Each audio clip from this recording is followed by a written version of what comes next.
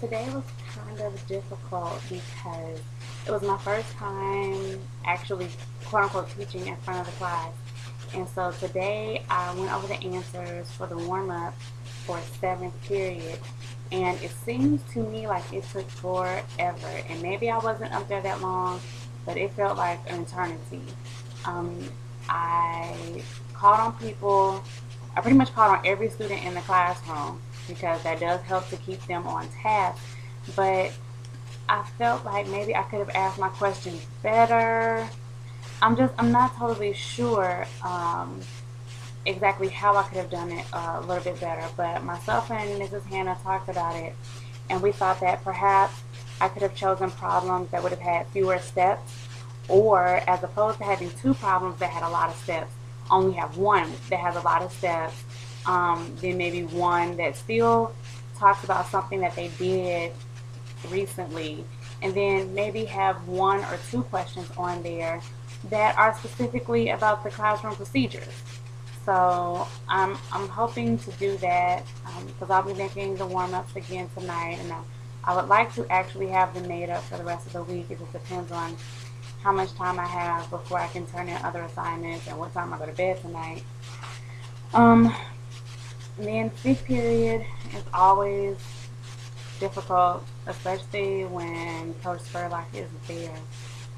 Um, they got somewhat quiet when I handed out the multicultural letter, but some of the students are getting really frustrated with the behavior of the other kids or the knowledge level or lack thereof of other kids.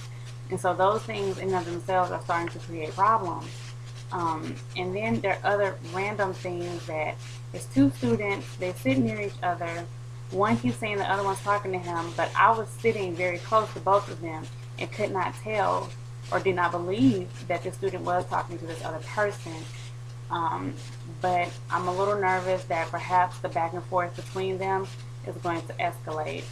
Then I still want to figure out what to do about Brandon and the fact that he did not come to detention. I don't exactly know how to handle that, and I keep forgetting to ask Mrs. Hannah about that because I do kind of think maybe I jumped on that a little too fast.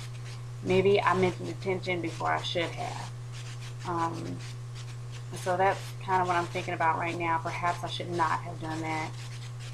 Maybe there was another way around it. Perhaps I could have asked him, okay, well, if you can't come tomorrow morning, can you come tomorrow evening? Can you stay during lunch? As a matter of fact, go get your lunch, you come back.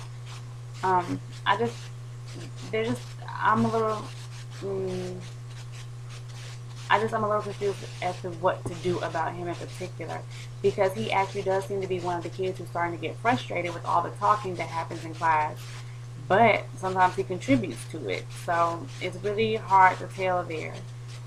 We also talked about possibly using butcher paper and posting the procedures around the classroom. However, since Tucker is a new high school, they don't want anything on the walls. So it would either need to go on the two bulletin boards that are in the back or on the closet doors. Um, I think I didn't think about the door itself because I think that's a great place too because you have to look at that coming and going every day.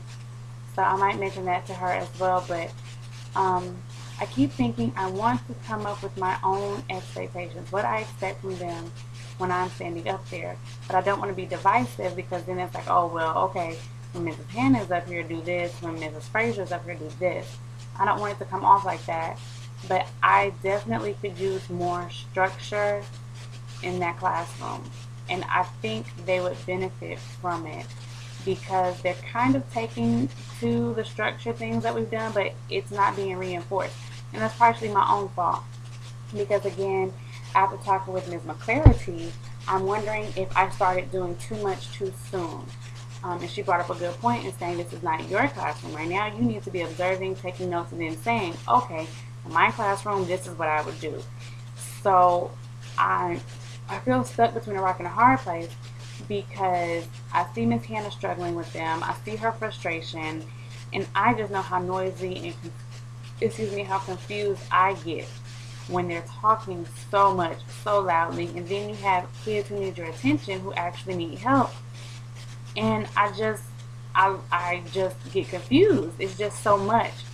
Um, so I keep trying to suggest lightly little things to do, but I also know now that if I suggest those things, I need to be ready to post them, implement them, and train them on those things.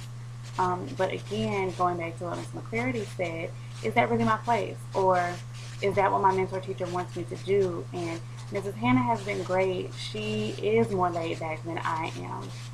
So, and I think that has something to do with how the class functions because she's more laid back. She hasn't necessarily set out rules per se and said for every little thing, here's a procedure for this. Whereas I think there needs to be a procedure and a policy for almost everything. So that way there's no downtime, there's no playing around time because you already know what you should be doing.